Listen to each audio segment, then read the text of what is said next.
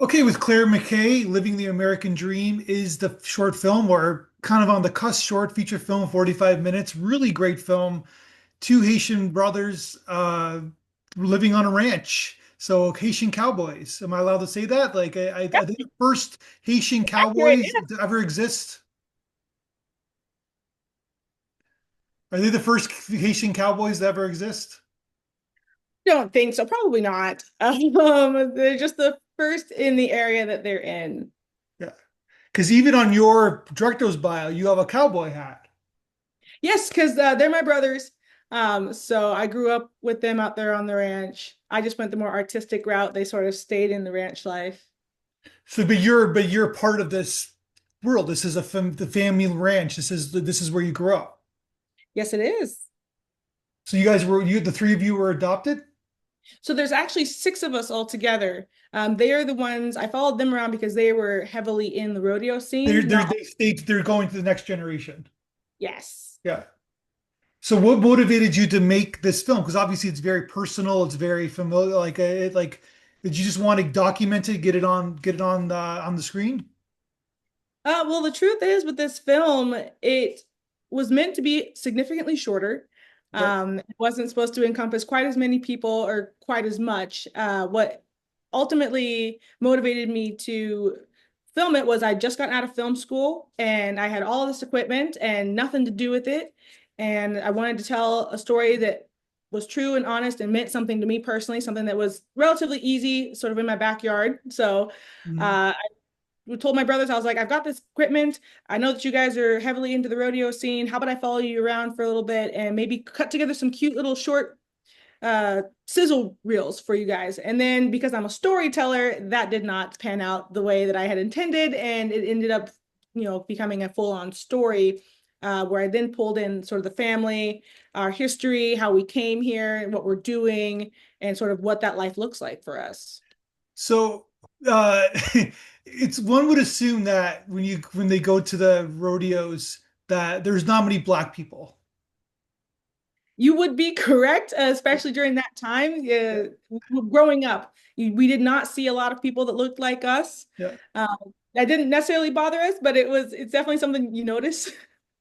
So, but like, cause it's almost like going to a NASCAR race. Like you think of rodeos and NASCAR, not many people who are not white there.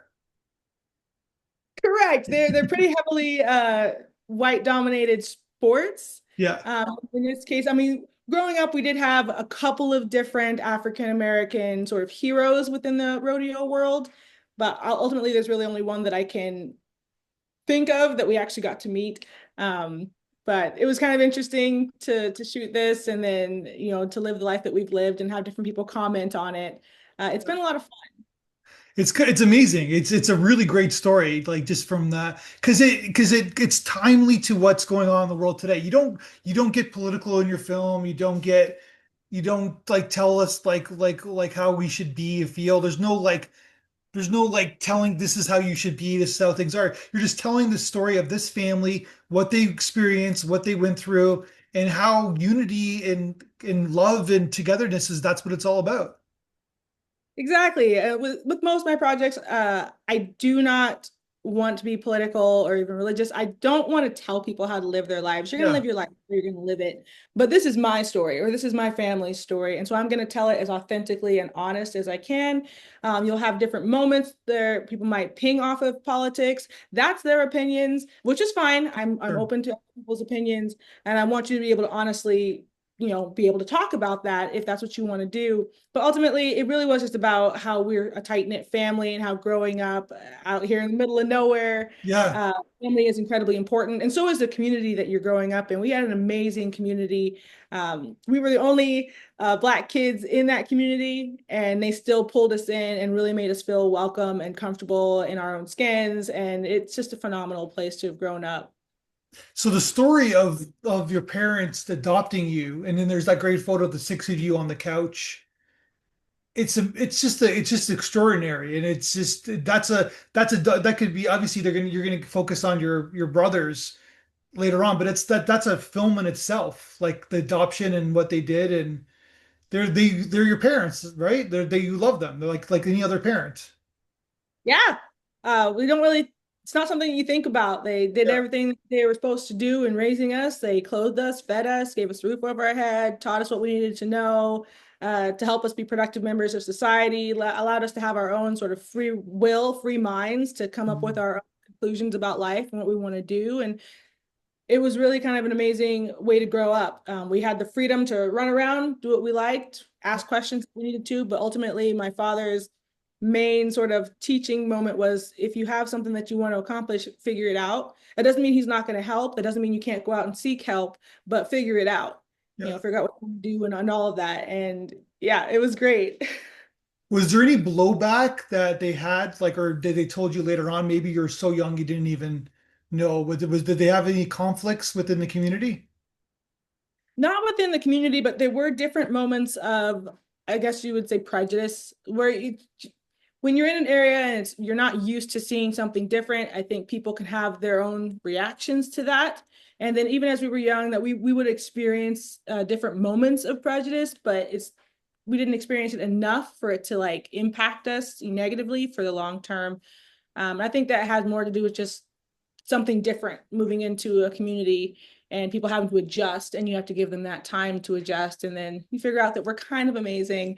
And so yeah, we So just there's fell in love with it. so you have the two brothers who are in the film. You have yourself. How are the other three doing? Is everybody okay?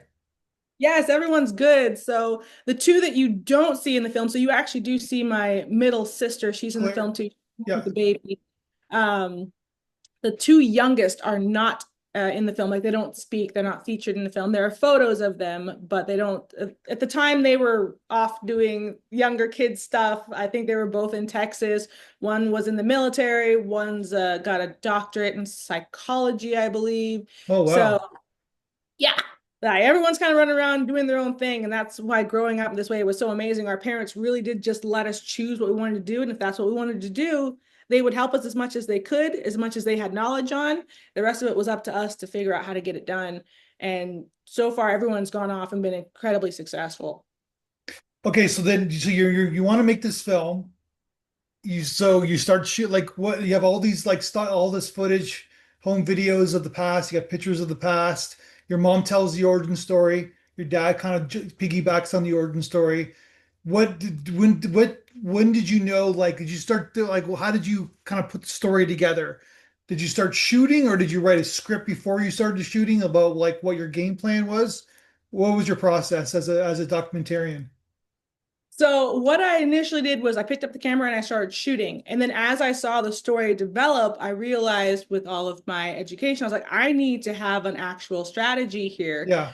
So I turned one side of my townhouse wall just into this road map. It had sticky notes and lines just helping me sort of map out this story, who I needed to interview, why, what was the story. And I still have that roadmap. It's just rolled up in storage somewhere. And it was a lot of fun to be able to sort of use that as like I just blew it up and just kind of like created the storyline on my wall. Um, and then I started to piece it together. And then I really went in and was more strategic about who I interviewed and the questions that I wanted to ask and tried my best to direct people. But the thing I've learned about documentaries is people are going to say what they're going to say. And then you have to come into the editing process and figure out how you're going to make that work. Yeah. But yeah, it did start with just picking up the camera and shooting. And then eventually I did have to pull back and go more into the pre-production phase. So I kind of did it a little bit backwards. But I ended up getting it done. So I would not recommend doing it that way for anybody out there in the future. Really do start with a plan. It makes it a lot easier and it probably won't take you 6 years to get it done. But Oh, it took you 6 years to get it done. yeah. But you're working on, I'm assuming you're working on other things and like you're like during that time. Correct. So I did have a full-time job. I was also working out on the ranch at the same time. So there was a lot of moving pieces and then a lot of stalls where there would just be like 3, 4 months at a time where I wasn't working on the project because I had life would come in and sort of pause everything on me. But that was fine. Um, what really helped keep me going was the amount of people. I did get a lot of traction when I started with it. And so people were very interested. So I would constantly get asked, hey, what's going on? What's Yeah. new? Like, what are you doing now? So that kind of helped keep that fire burning. And then eventually I just devoted about a year and a half to just getting it done. And that was like the last year and a half of it. So it worked. It worked out. But again, would not recommend doing it in that way. When did you know that you were done? When did I know that I was done? Yeah. When I found an editor who was willing to cut the story together the way that I had envisioned it. So I did go through quite a few different production companies who ultimately wanted to change the story, and I had to eliminate one that was an absolutely amazing company, but they wanted to make it more political, and I was like, that is not the point of this story. I Yeah. can understand going that direction, but that's not what I wanted to do. And so I actually ended up going with an editor that I went to school with. She graduated a year after I did, but we kind of understood how each other works, and I knew I could trust her with the story. And then, as an artist, you're never really done. Like I could go back into that project, tear the whole thing apart, Sure. and redo it. But once I had it cut together, I was like, leave it alone. This is pretty good. Well, I For the like first, that there's some crazy footage of is it Bronco riding? Is that what you call it? That is nuts. That is like heavy duty craziness. Like people think like I played football and that was crazy, but like and I have injuries from that, so I can't even imagine the injuries that occurred being buckled off of a horse that who are going like that fast because they don't want you to be on there. I guess that's the whole point. But that's gotta hurt. Like like being jumped off that horse and you do it so many times like all like what's going on there? well, yes, it does help if you're very good and can stay on. Yeah. I think as far as injuries go, my brother's actually done a really good job of not getting injured, and a Yeah. lot of people actually do a pretty good Is job there not. is there an art to falling? I'm assuming there is. Yes, so if you think about quite a few different sports, the tuck and roll is incredibly important. So like Yeah. when you do come off, like just kind of know where your head is and know where the Laying ground on your is. back, I'm assuming, right? We try not to land on the back. They actually try to land on their feet more often than Okay, not. gotcha. Well, About yeah. Yeah. 8 feet off the ground. So as long as you land on your feet, and these guys, they are in the gym almost 24/7. Yeah. So they're well built and they're not going to hurt themselves. It depends on how you land. Like Luke, there is a shot in there where you see his arm in a cast at one point. Mhm. So he did break this lower part of his arm. Gabe's broken his collarbone. So they have had injuries, but they're also crazy and they get out there and they get right back on. I've been bucked off several horses. It's not a good time. That ground comes up really quickly and very hard. Um, but you just kind of, it's the adrenaline rush. They just keep getting in there and doing it. And the better you get at it. And we also have what are called pickup men. So there are riders that are out there on well-trained horses that come up alongside you and then you just get off on them. You should see that a couple of different times, but a lot of times you'll see them just get pile driven into the dirt and they just jump right back up and they go and do it again. So the ranch is still going on, like it's still like successful. The ranch, yes. So the ranch has actually grown and it's expanded because the middle brother Luke and then my sister and her husband, they are also on the ranch and they have their own cattle and their own businesses. So the ranch itself is one sort of like headquarters and then it splits off. And there's about upwards of 3,000 head of cattle running on that ranch right now and several horses and every other farm animal you can think of, that they all sort of manage and take care of. So what is the what's the source of income? Is it's the cattle? Yes, it is. And So that's like you're selling the meat, I guess.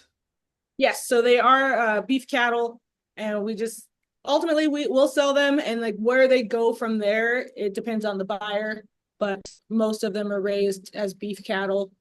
My sister and her husband, they actually have a business, like a meat business, so they Yeah. will take a portion of theirs and then they go off and do that. So there's a lot of moving pieces in a ranch.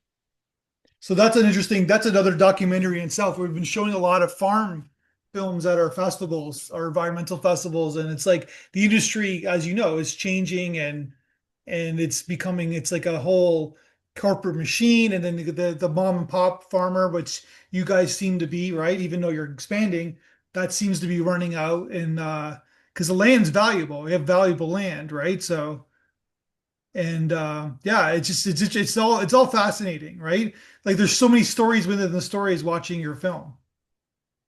Yeah, there were a lot of places I could have taken that film and a lot of Yeah, places that it did want to go. And I had to, it did help that I had a couple of different people sort of like on my side to like keep me in line and keep me focused because I will go off and yeah. tell 15 stories. And then No, you've you got like a can, yeah. film. So what's next for you? What do you are you gonna keep? Are you documenting documentary films your future?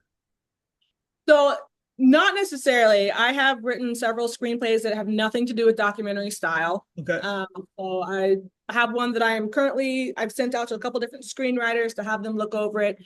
That's a little bit further in the future. I'm currently in the post-production phases of my second short film, which is also a documentary style film. But it doesn't follow anybody, but it is about women in agriculture. Yeah.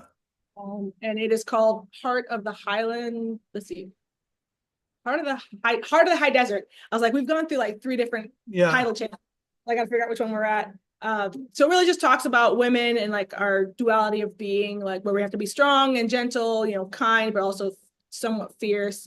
And we do follow three women specifically that have very different jobs within the agricultural industry, and we kind of talk about their lives and their upbringings, what brought them to where they are, and sort of how they've been navigating being in this industry as Yeah. women.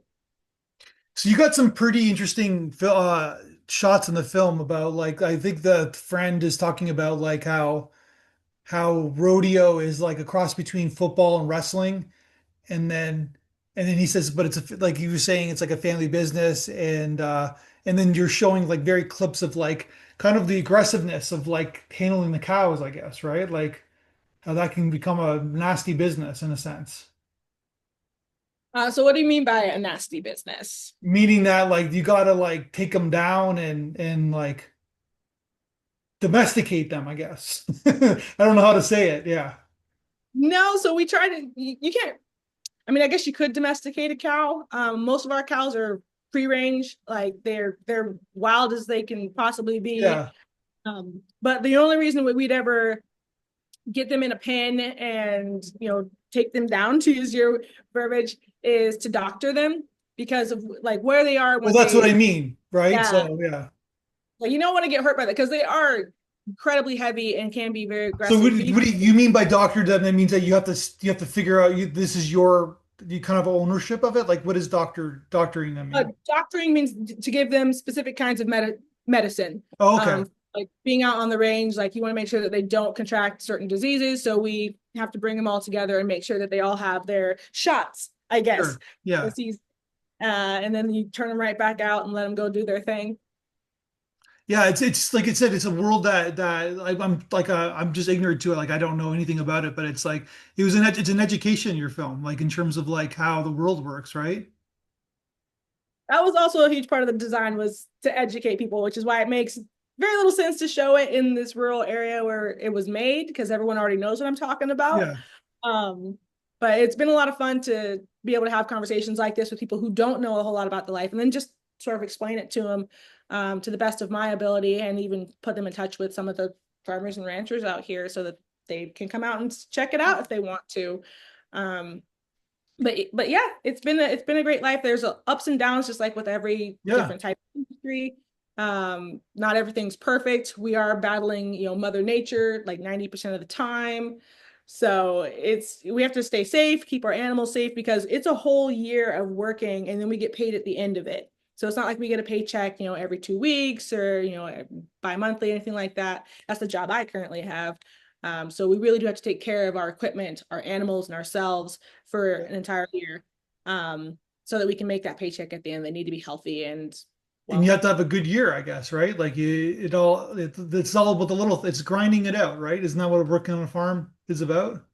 Yes. Like I said, battling Mother Nature. And if you don't get, because we do both farming and ranching, so they are somewhat separate of each other. Farming Yeah. is typically like your crops, like your wheat and all that. And then the ranching is more the agricultural, the animal side. We have to combine the two. It's a lot of work. It is 24/7, 365 days a year of constant work. So I'm happy that they continue doing that. I'm gonna stick with the artist path. which is also 24/7, 365 days a year, So just different. when did you realize you wanted to make films? Somewhere around like 10. I Okay. was very young when I knew that I wanted to do it. I just loved telling stories. I loved writing. I loved watching movies. And unlike a lot of younger people, you watch a movie for the entertainment. I was sitting there dissecting the film. Like I was looking at the light sources. I don't know how I knew that at 10 years old, but I was trying to figure out light sources, like listening to the dialogue, like watching the actors, trying to understand all of that. And then I would do quite a bit of research on different directors and figure out their styles. And then I would go and watch those films. That was as I got a little bit older and understood research. But yeah, very, very young, I knew that I wanted to tell stories using this medium. And then I had to get to like in my 20s before I realized I might want to tell my parents that this is what I want to do. Yeah. What did they think of it? Well, to be honest, when I first told them, they had no idea. They knew that I liked telling stories and I liked that sort of life, but they didn't understand that that's what I wanted to do. So at first, I think my father was a bit skeptical, but he was ultimately supportive. And he was like, I don't, because he knows nothing about the film industry, Yeah. absolutely nothing, media industry, because he's a rancher through and through, has been his entire life. So for him, it was a bit of an adjustment, having to understand what I needed, where I needed to go, and what I needed to do to accomplish my dreams. And then once he kind of got into that, then he had a ball. Like he's absolutely loved it, and he's remained very supportive and like, what are you doing next? What do you need from me? Sort of attitude, and it's been amazing to have that support. Well, he's in the film, right? So He is in the film. yeah. And so is your mom. Your mom seems to like the camera, or the camera likes her, vice versa. So my mother is actually not in the film. Who's the one who's talking about the story? So there are a couple of different women talking about the story. If you're talking about the older woman who's sitting in the chair Yeah. in her living room, that's actually my aunt. Oh, I So she's totally apologize. I apologize. fine. That's my father's sister. Um, Gotcha. my mother absolutely hates the camera, and so I honored her wishes and did not. Oh, because she's the one who's telling the origin story, right? So She's yeah. not in it at all. She's except for the No, pictures. your aunt's telling the origin Yes, story. Yeah. yes, yes, because she went and met us. Then your dad's in the next shot. So I was looking at, I saw that, I thought there was that connection, right? So I would love that, but yeah. gotta honor people not wanting to be on Yeah. camera. One So would assume that I'm not the only one who got mixed up there, but then again, probably, it could be probably. just me. That's totally fine. Yeah.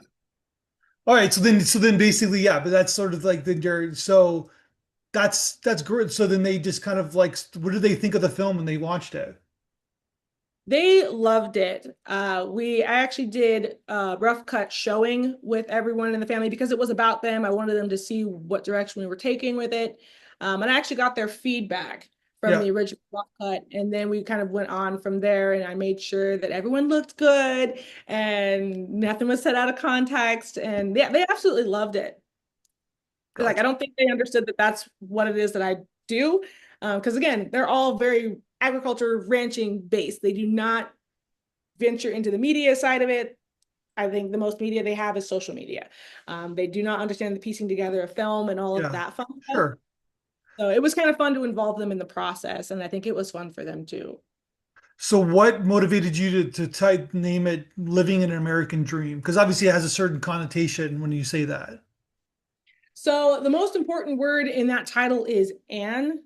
I wanted it to be about having sort of a lens into what an American dream looks like, not the American Yeah. dream, the only American dream you could possibly have. This is what living an American dream looks like and feels like for these people. And actually, the title did come from a nice little family meeting. And I was like, here's what my ideas are. You guys help me like name this.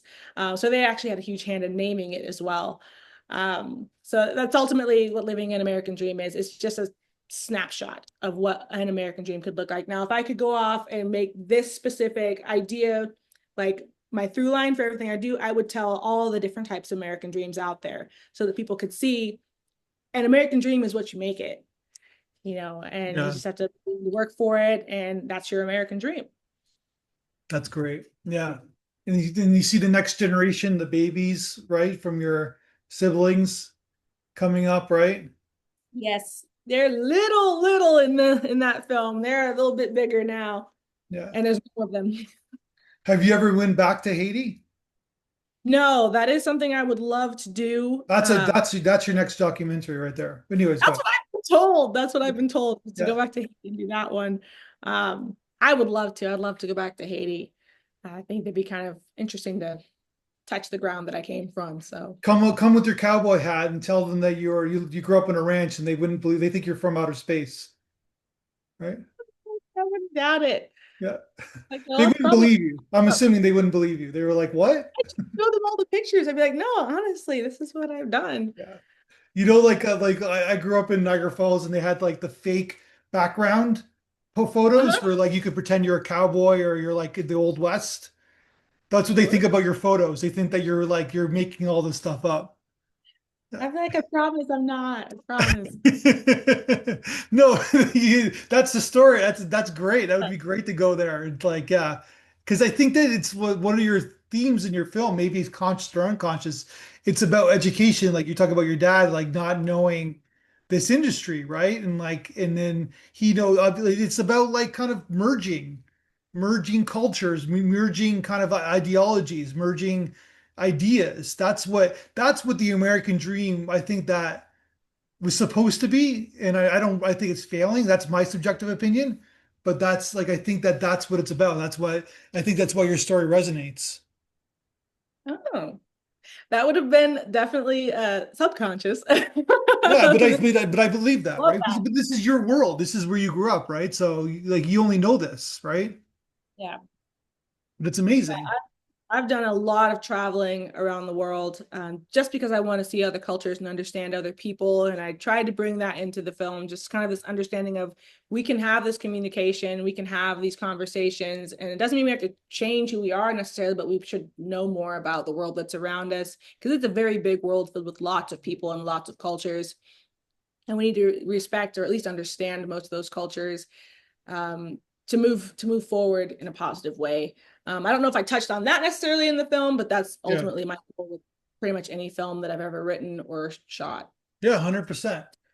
Great. All right, so you're gonna do some nonfiction, or so you're gonna do some fiction, some narrative storytelling, and then Yes. Hopefully, I have one that I've been working on for about a decade. wow. Um, and it's the only film that I've ever written that is sci-fi. And that's wildly outside of like my scope of understanding because I'm not a huge sci-fi person, but the Yeah, way this sort of came together, it needs to be. yeah. So I'm excited for it. I think it'll be really cool as long as I can get the right team of people around me to make it happen. Mhm. Um, that's going to throw quite a few people off who know me for what I do. I'm just going to throw out a sci-fi fiction at them, be like, "Hi, I have multiple sides." Yeah. No, there's some great nuggets in your film, like because the friend's talking about racism, right? The white cowboy friend. You got him to talk about racism. You got him to talk about like this is crazy. Like I known these people my whole life. It's like this is who I am. So it's like that. It's like that white kind of stereotype, right? Like Southern stereotype. Like I wear a cowboy hat. You think he's a mega or something like that, but he's just and then him talking about that, and then you showing the montage. That's perfect for the film, right? So, yeah, Yeah. I don't know. Everyone was pretty good about opening up. Well, I made everyone feel very confident and comfortable. I was like, I am not going to make any of you guys look bad. I won't allow that. But just be honest, and that's what's going in the film. It is a very honest portrayal of all of these people that we've grown up with, who've loved us and Yeah. supported us. You And can it's but you very see that they have depth. They have depth. They've yeah, thought things through. They've like, and that's what it's about. Like, because if you're just around the same people all the time, you don't think about things. But because he's so privileged to have been around you guys and meet you guys, you've made him a better person. like I hope so. Yeah. Definitely. I think it's fair to say that he would think the same thing. That's why I'm saying it, that he would definitely agree with that as well. So Like, I wish I could ping exactly. I think you're talking about Chuck. yeah, he's with his wife. He's got the beard and the cowboy hat. Oh, the writing coach. Okay, then yes, Yeah, I know. Now I understand who you're talking about. yeah. You have they're in the film a lot, him and his wife, right? So, and yeah, and they're both Yes. talking about that, right? So yeah. Anyways, yeah, Yeah, they've probably spent the most time around us in our like teenage, young adult years. yeah, Um, they only ever heard about us when we were much younger, and then they actually got a chance to be around quite a few of us when we went to school where they were teachers and coaches. yeah, So it was cool. yeah. Cool. All right. Well, on that note, I wish you the ultimate best of success. Can't wait to see your next films. And yeah, I don't know. I got so many ideas, but you have your own ideas. But because there's so many ways to take this film in different directions. But yeah, amazing.